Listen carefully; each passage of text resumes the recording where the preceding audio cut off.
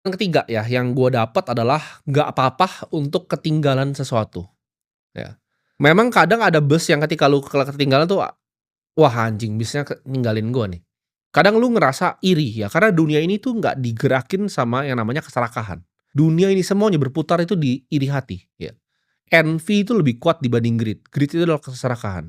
Kenapa negara itu perang?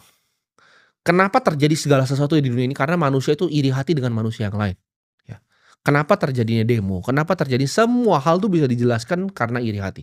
Di sini gue belajar tahun ini bahwa nggak apa-apa untuk ketinggalan. Ketika gue ngobrol sama teman-teman gue, mungkin yang di luar negeri ya, mereka banyak yang catch artificial intelligence punya kenaikan. Gue pernah duduk ya di meja ini ya, seberang gue adalah partner gue, kita ngobrol bahwa kayak 2025 ini kayaknya AI ini eksponensial, karena kita ikutin tuh dari GPT awal, ya dari beta gue, pemakai gue nomor 10 mungkin ya, nomor 10 orang pertama yang pakai ChatGPT di Indonesia. Gue lihat perkembangannya antara chatbot yang semi-semi rusak ya 3,5 sampai sekarang 5,2 tuh luar biasa. Ketika awal yang gue lihat di tahun 2025 awal aja, itu udah luar biasa jauh dibanding yang tahun 2022 akhir. Di situ gue percaya, oke, AI ini akan super cycle. Kita ngomong ke semua orang, kita ngomong ke diri kita sendiri bahwa AI akan super cycle. Tapi apakah kita berhasil nangkap itu? Jawabannya tidak. Gue bukan investor di Nvidia, gue bukan investor di Taiwan Semiconductor, gue bukan investor di ASML. Padahal gue udah tahu di depan mata gue bahwa ini AI super cycle. Gue bisa dapat kenaikan portfolio sampai 170% kalau gue percaya pada tesis gue sendiri. Tapi ketika gue lihat orang-orang teman-teman di luar negeri ya, fund-fund manager di luar negeri yang bisa berhasil gitu, apakah gue ada iri hati di situ? Tentunya gitu. Ya, gue ngerasa kok gue nggak cukup pinter untuk nangkap itu. Padahal gue udah tahu nih, gue udah hitung semuanya gitu. Gue udah lihat nih, oke ada kemungkinan nih, gue udah lihat Google tuh murah gitu.